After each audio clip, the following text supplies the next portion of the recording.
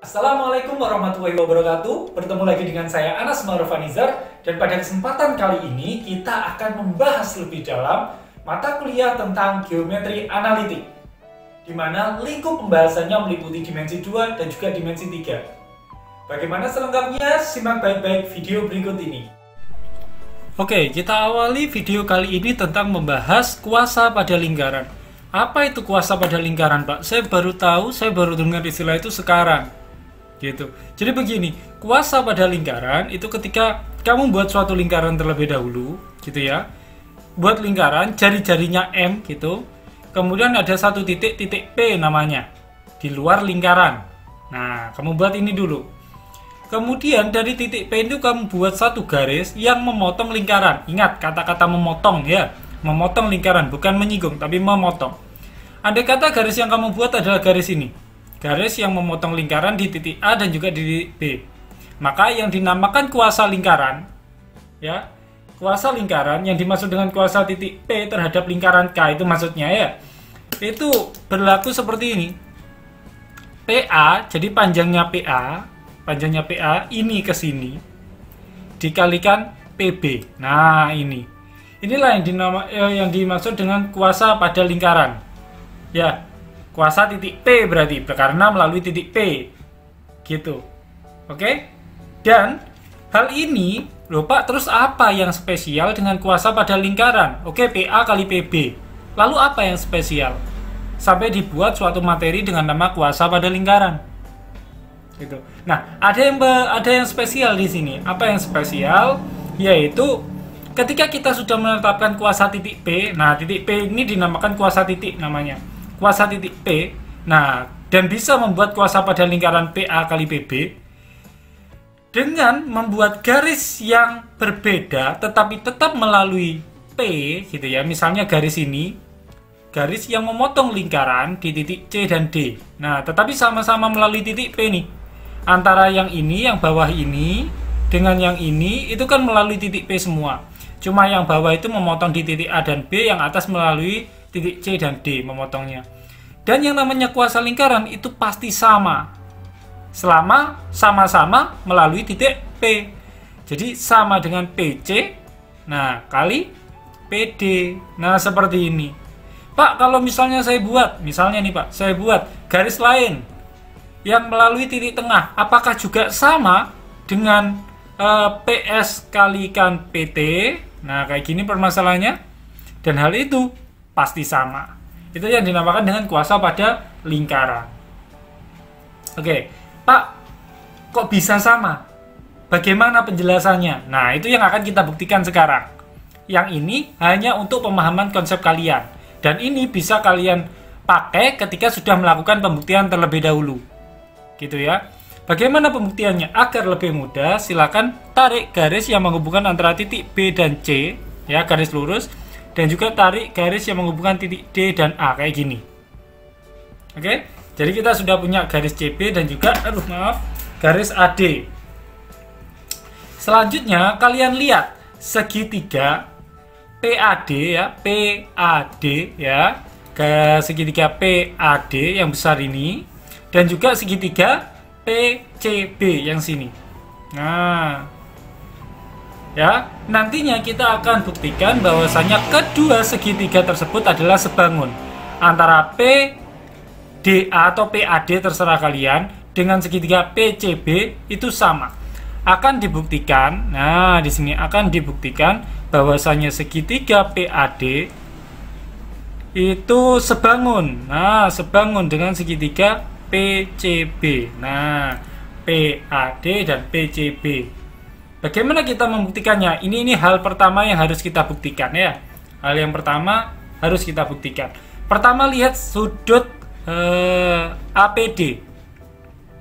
Mana Pak? APD ya. APD itu kan sama dengan CPB, ya enggak? Sudut APD itu sama dengan CPB. Kan ya sama-sama ini, maksudnya gitu. CPB dengan APD itu sama. Ya, APD CPB. Oke, kita sudah punya satu sudutnya sama, yaitu sudut P. Gitu ya. Sama-sama ada sudut P kan? Sudut P-nya sama. Sekarang kita lihat sudut ADP. Mana ADP? ADP. Oke. Jadi yang dimaksud adalah sudut yang ada di sini. Nah, yang dimaksud sudut yang ada di sini nih.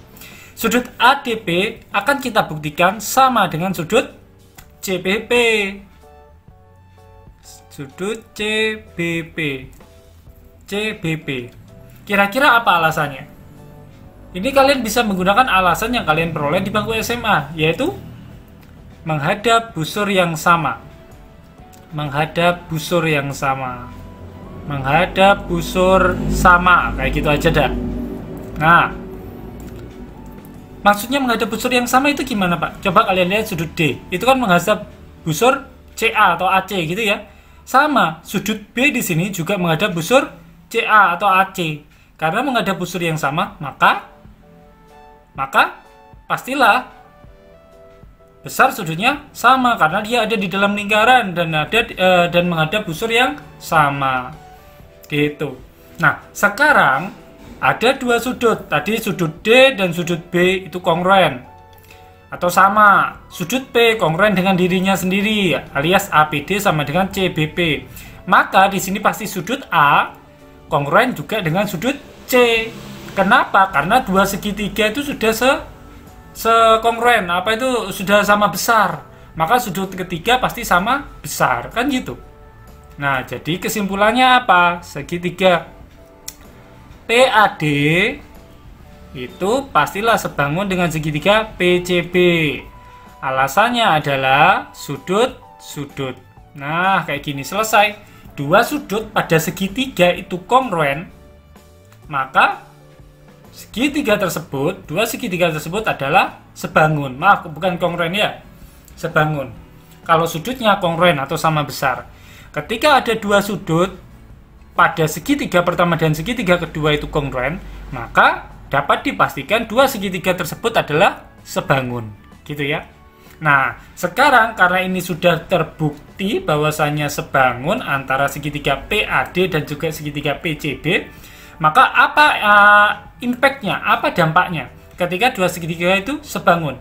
Impact-nya adalah perbandingan sisi-sisi yang bersesuaian itu sama besar. Perbandingan sisi-sisi yang bersesuaian, Pak. Iya, maka kita dapat PA per PD gitu ya. PA per PD boleh, langsung gitu boleh. Kalau misalnya kalian paham, sama dengan PC per PB. Gini pun boleh. Kalau kalian masih bingung, kalian boleh memulainya dari sini. PA per PC gitu boleh. Kalau masih bingung ya. Jadi kalau masih bingung kalian mulainya dari sini. PA per PC dari perbandingan sisi-sisi yang sama, kan gitu ya. Sisi-sisi yang bersesuaian maksud saya. PA per PC ya, PA per PC sama dengan PB. Nah, gitu. PB nah per PA per PC sama dengan, maaf bukan P, karena yang akan kita bandingkan adalah segitiga PCB ya, PCB dan PAD ya. Maka di sini bukan PB per PD tapi PD per PB ya, PD dan juga PB. Soalnya segitiga yang kita lihat itu ini PAD dan PCB gitu ya. Sekali lagi PAD dan PCB. Tadi PA banding PC boleh ya, PA banding PC kayak gitu, itu boleh. Kemudian karena di sini sudah PA banding PC, maka kita mulai dari segitiga ini lagi, Pak. Ya, kalian mulai dari segitiga itu lagi. Berarti PB per PD, Pak. PB per PD gitu ya, Pak ya. PB per PD ya, terserah kalian sebenarnya gitu. Sebenarnya terserah kalian, tetapi di sini saya buat PD per PA ya, PD per PB maksud saya. Kemudian dengan perkalian silang maka didapat PA yang PD-nya saya coret, saya pindah ke ruas kiri maksud saya. PC-nya saya pindah ke ruas kanan, PC per PB. Alhasil saya punya perbandingan yang sama dengan yang sebelumnya. Gitu. Jadi kalau kalian kesulitan menggunakan ini, silakan gunakan yang ini dulu. PA banding PC, kemudian PD, nah banding PB. Kenapa kok PB dulu? Karena kita menggunakan PA dulu. Yang kita lihat kan segitiga ini, PAD ini. Kalau menggunakan PA, berarti nantinya yang panjang harus menggunakan PD dulu. Makanya di sini saya tulis PD dulu. Nggak boleh PB, nanti beda hasilnya. Gitu ya. PA per PC. PA per PC. Jadi kita mendahulukan segitiga yang ini, PA. Ya, maka untuk sisi yang besar kita juga harus mendahulukan segitiga yang ini. Berarti PD baru per PB gitu. Dapatlah hasil seperti ini. PA per PD sama dengan PC per PB.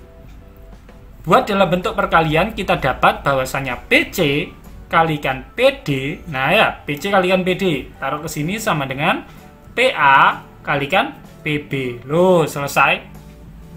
Jadi yang ini sudah terbukti. Nah, dengan begini sudah bisa dinyatakan terbukti. Kuasa pada lingkaran yang melalui kuasa titik P, gitu ya, titik kuasa P, pasti sama. PA kali PB sama dengan PC kali PD.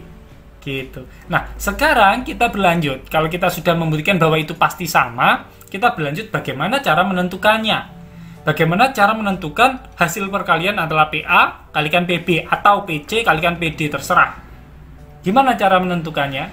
Nah, yang jelas di sini kita untuk memudahkan kita buat terlebih dahulu suatu kuasa lingkaran yang melalui titik tengahnya atau melalui M, melalui titik tengah lingkaran tuh. Ya, maka kuasanya adalah PS dikalikan PT, kan gitu. PS dikalikan PT. Ya. Nah, PS. Kita lihat dulu PS. PS itu kan sebenarnya PM dikurangi SM atau MS, terserah, ya. Jadi PS yang ada di sini itu kan PM yang panjang dikurangi SM atau MS, terserah kalian. Gini kan? Dikalikan dengan PT. Nah, PT itu yang ini. PT itu kan PM ditambah MT atau TM. Nah, PM ditambah MT atau TM, terserah kalian. Pak, kenapa kok Pak Anas pakai M? Melibatkan M. Karena ketika kita disuruh untuk mencari kuasa pada lingkaran, maka persamaan lingkaran tersebut pasti diketahui.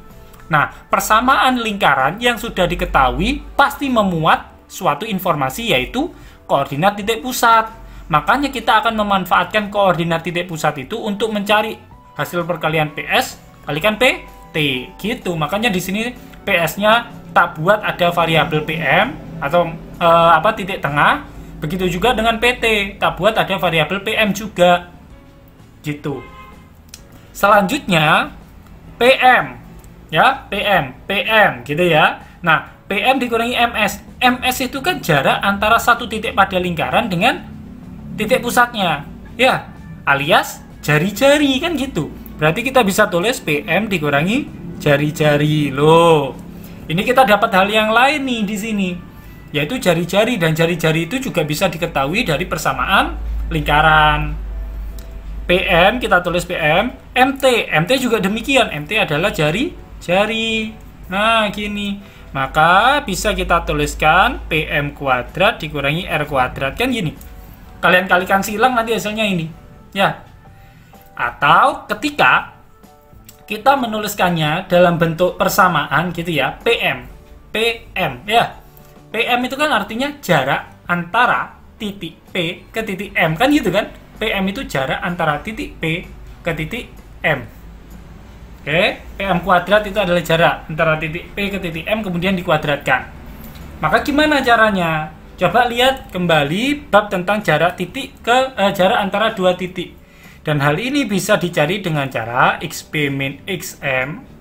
Nah, kayak gini. Kemudian kalian kuadratkan ditambah Y min YM. Kemudian dikuadratkan. Ini untuk mencari jarak antara titik PM, P ke M. Loh Pak, yang saya lihat di buku itu jarak untuk mencari dua titik, yaitu titik P dan M, itu benar XP min XM kuadrat ditambah Y min YP min YM kuadrat. Tapi ada akar Pak di sini sebenarnya. Betul, tepat sekali, ada akar sebenarnya. Tetapi karena di sini kuadrat, maka akarnya langsung dikuadratkan, jadi langsung tak tulis hilang tanpa akar. Gitu. Min R kuadratnya mana, Pak? Oke, kita tuliskan min R kuadrat di sini. Sudah. Maka inilah yang kalian bisa langsung gunakan ketika yang ditanyakan adalah kuasa lingkaran. Jadi kalian bisa langsung menggunakan XP min XM kuadrat ditambah YP min YM kuadrat dikurangi R kuadrat. Inilah yang kalian bisa gunakan ketika di soal itu menyuruh kalian untuk mencari kuasa pada lingkaran yang melalui titik P. Nah, langsung masukkan koordinat titik P-nya itu berapa? XP YP. Koordinat titik pusatnya XM YM. Jari-jarinya R. Sudah, kalian bisa menghitung langsung tanpa harus mengukur ini berapa. Kemudian ini P ke T berapa. Kan terlalu lama. Kalian bisa langsung menggunakan yang ini. Gitu ya. Nah, sekarang macam-macam atau dampak-dampak kemungkinan-kemungkinan yang terjadi pada kuasa lingkaran. Oke. Sebelumnya Pak, saya mau tanya. Ini kan kebetulan Pak Anas membuat persamaannya seperti ini. Gitu kan? Membuat persamaannya seperti ini. Bagaimana Pak kalau misalkan ini kan pada lingkaran yang XP, X min XM gitu ya, kuadrat. Bagaimana kalau persamaannya X kuadrat plus Y kuadrat AXP plus BYP plus C? Gitu. Ya sudah, ini bisa kalian buat. Oke, dalam bentuk XP kuadrat ditambah YP kuadrat ditambah AXP. Gini. Ditambah BYP. Nah, ditambah C. Nah, ini itu juga termasuk, ini itu juga termasuk kuasa pada lingkaran. Terserah kalian mau menggunakan yang atas atau yang bawah. Yang atas kalian gunakan ketika persamaan lingkaran yang diberikan pada soal bentuknya X min XM kuadrat ditambah YP min YM kuadrat min R kuadrat. Bentuknya seperti ini. Tapi ketika di soal itu bentuk persamaan lingkarannya itu X kuadrat plus Y kuadrat plus AX plus BY plus C, maka kalian tinggal langsung masukkan X-nya menjadi XP, Y-nya menjadi YP. Selesai. Kalian bisa menggunakan yang ini. Hasilnya Pak, apa sama? Pasti sama. Gitu ya. Hasilnya pasti sama. Oke. Yang itu kemudian sekarang kita kembali membahas tentang kemungkinan-kemungkinan yang mungkin terjadi. Kemungkinan-kemungkinan di sini. Nah, apa sih Pak guna jadi menjelaskan kuasa pada lingkaran? Jadi kuasa pada lingkaran ini juga bisa menentukan letak atau posisi titik terhadap lingkaran. Jadi misalkan tidak diketahui ya titik P gitu aja. Titik P itu ada di dalam atau di luar lingkaran sih sebenarnya. Nah, pertanyaannya seperti itu. Titik P itu ada di dalam atau di luar lingkaran. Kalian bisa mengeceknya dengan cara ini. Maksudnya gimana Pak? Nah, kemungkinan. Kita berbicara kemungkinan ya. Kemungkinan. Ketika kita berbicara kemungkinan, ada kemungkinan pertama. Oke? Coba kalian cek lagi. Tadi di sini PS kali PT ya. PS kalikan PT itu sama dengan PM kuadrat dikurangi R kuadrat. Ya enggak? Nah, yang ini tak tulis. Ketika PM kuadrat dikurangi R kuadrat itu lebih dari 0. Nah, ketika apa Pak maksudnya PM kuadrat dikurangi R kuadrat itu lebih dari 0? Sedangkan PM kuadrat kurangi R kuadrat itu kan sama dengan PS kali PT. PS kali PT itu sama dengan ini gitu kan. Jadi ketika kalian mencari kuasa pada lingkaran, kalian cari menggunakan rumus ini ya. Dan lebih dari 0, jadi ketika kuasa pada lingkarannya itu lebih dari 0, apa akibatnya? Maka PM kuadrat, nah gini ya, PM kuadrat itu lebih dari R kuadrat, kan gitu. Ya, maka PM kuadrat lebih dari R kuadrat.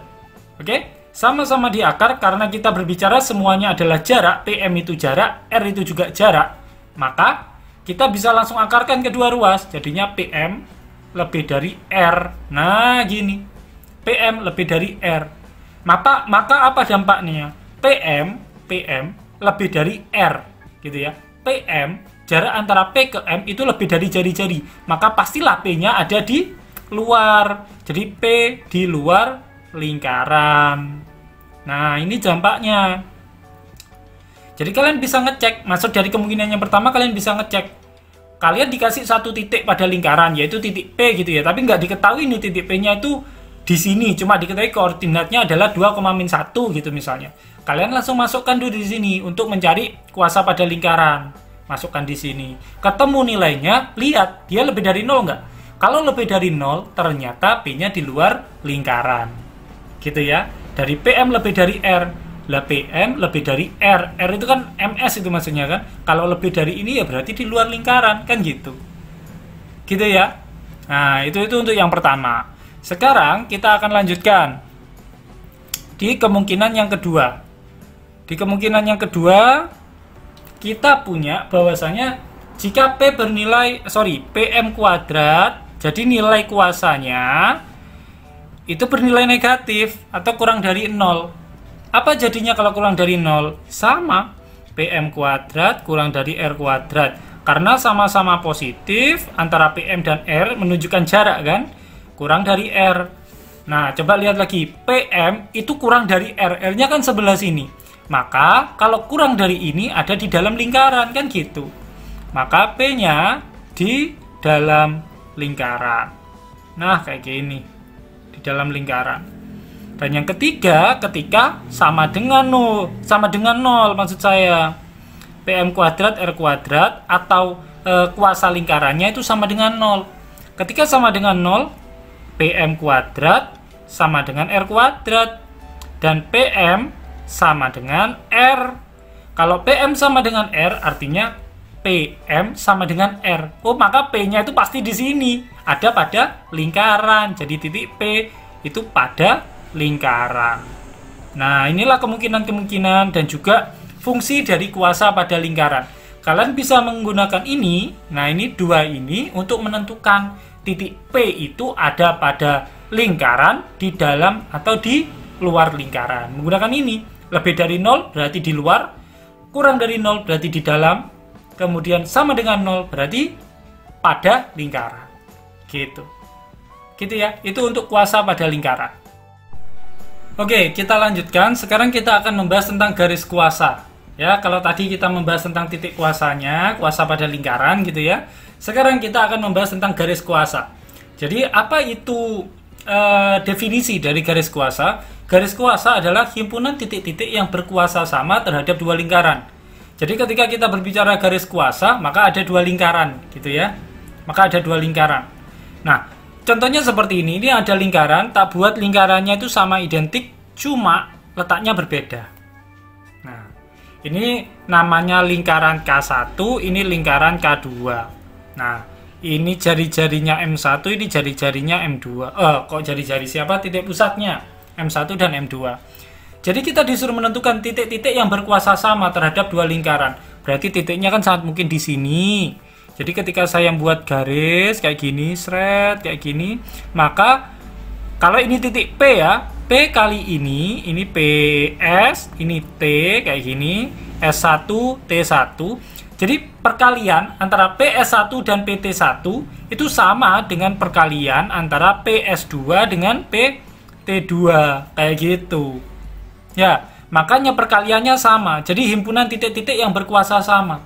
Jadi dari titik P ke lingkaran K1 itu dibuat suatu kuasa pada lingkaran. Berarti kan hasilnya PS1 kali PT1 gitu ya. Kalau terhadap K2 berarti PS2 kali PT2 gitu. Dan yang dinamakan kuasanya sama itu kalau PS1 kali PT1, PS1 kali PT1 itu sama dengan PS2 kalikan PT2. Nah, kayak gitu. Ketika, Pak, apa hanya titik sini? Enggak, hanya titik itu. Misalnya titik di sini juga sama aja, Pak. Kalau dibuat suatu garis red kayak gini, itu pasti memiliki kedudukan yang sama pula. Apa hanya di sini? Enggak, sini juga, Pak. Sini juga, sini juga, sini juga, sini juga, sehingga membentuk suatu garis lurus gitu loh. Makanya di sini disebut garis kuasa. Kalau ada 3 titik, Pak. Kalau ada 3 lingkaran, Pak. Kalau ada 3 lingkaran berarti ada di sini juga kan? Nah, ada di sini. Anggaplah ini ada lingkaran lain. Maka bukan lagi bukan lagi garis, tapi titik kuasa namanya. Titik yang berkuasa sama terhadap 3 lingkaran. Jadi tepat hanya ada 1 titik. Kalau ada 2 lingkaran berupa garis ya yang sama, titik-titik yang berkuasa sama itu ada bisa digambarkan terhadap suatu garis gini. Kalau misalkan ada 3 lingkaran, tepat hanya ada 1 titik. Gitu, nggak ada titik lain. Kalau dua lingkaran kan ada banyak-banyak titik sehingga membentuk suatu garis lurus gitu ya. Oke, yang akan kita bahas pertama adalah yang garis lurus terlebih dahulu, dua lingkaran. Jadi begini, ya. Ketika kita mau mencari kuasa titik, ya, misalkan terlebih dahulu K1 atau lingkaran pertama itu memiliki persamaan lingkarannya itu seperti ini. X kuadrat plus Y kuadrat plus AX, A1X gitulah. B1Y plus C1 sama dengan 0. Persamaan lingkaran kedua itu X kuadrat plus Y kuadrat plus A2X plus B2Y plus C2 sama dengan 0. Misalnya seperti ini. Maka pertama-tama kita mau mencari PS1 kali PT1 kan gitu. Atau kuasa pada lingkaran K1 PT1. Nah, gini kan, berapa kuasa lingkarannya? Nah, tadi bisa dicari dengan rumus yang sudah kita dapat di file sebelumnya, yaitu yang ini ya. Bisa dicari dengan cara ini atau ini. Nah, lebih mirip mana persamaan yang diberikan? Persamaan yang diberikan kan bentuknya seperti ini tuh. Lebih mirip yang ini. Kita bisa mencari PS kali PT dengan cara ini. X-nya diganti XP, Y-nya diganti YP. Selesai. Oke. Berarti untuk PS1 kali PT1 itu XP kuadrat ditambah YP kuadrat ditambah A1XP ditambah B1YP ditambah C1 sama dengan 0. Gini kan? Ya. Begitu juga untuk yang K2. K2 ya, PS2 kalikan PT2. Nah, begitu juga untuk yang S2. Yang S2, maka dari yang sini itu dibuat XP kuadrat ditambah YP kuadrat ditambah A2XP ditambah B2YP ditambah C2 sama dengan 0. Gini kan? Loh, Pak, berarti yang atas sama yang bawah sama dengan 0. Maka sama ya Pak antara ini dan ini. Betul sekali. Maka kita bisa membuat XP kuadrat ditambah YP kuadrat plus A1XP ditambah B1YP ditambah C1 itu sama dengan yang bawah. XP kuadrat plus YP kuadrat ditambah A2XP ditambah B2YP ditambah C kuadrat. C2 maksud saya. Gitu. Maka di sini XP kuadrat dan YP kuadrat bisa tak coret karena sama. Ya. Kemudian semua ruas di kanan pindah ke ruas kiri. Jadinya di sini ada A1XP tetap, A2XP-nya ke kiri jadi min gitu ya. A2XP. Nah, ada B1YP min B2YP. Nah, kayak gini. Kemudian C1 min C2 sama dengan 0. Kayak gini ya. Jadi di sini kalian punya sama-sama mengandung XP, maka A1 min A2 XP. Loh, ditambah sama-sama mengandung YP. B1 min B2 YP. Kayak gini. Dan yang terakhir C1 min C2 sama dengan 0. Oke? Nah, persamaan ini itu ketika kita memilih titik P sebagai titik kuasanya. Sebenarnya titik P itu kan bisa di sini, bisa di sini, bisa di sini, bisa di sini, bisa di sini dan seterusnya. Maka titik P itu bisa bergerak, harus kita jalankan. Arti dari harus kita jalankan, maka dibuat lebih umum, XP-nya diubah menjadi X dan YP-nya diubah menjadi Y. Plus C1 min C2 sama dengan 0. Dan inilah persamaan garis lurusnya, yang merupakan garis kuasa pada lingkaran K1 dan juga K2. Kayak gitu. Ya, Pak, pertanyaan saya berikutnya. Nah, biasanya garis kuasa itu dilambangkan dengan K1 min K2 sama dengan 0. Biasanya kayak gini. Atau ada juga yang melambangkan K1 sama dengan K2. Karena sama saja dipindah ruas gitu ya. K1 sama dengan K2 atau K1 min K2 sama dengan 0. Seperti itu. Nah, pertanyaan selanjutnya, Pak, ini kan kebetulan yang diberikan persamaan kedua lingkaran itu dalam bentuk menjabar seperti ini, memanjang seperti ini.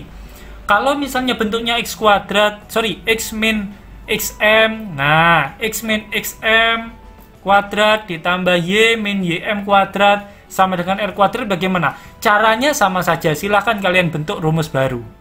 Intinya ya ini nanti K1 min K2 ya. Ini kan K1 sama dengan K2, boleh. Endingnya nanti pindah ruas ya K1 dikurangi K2, boleh. Maksudnya seperti apa, Pak? Coba kita lihat di contoh soal berikut.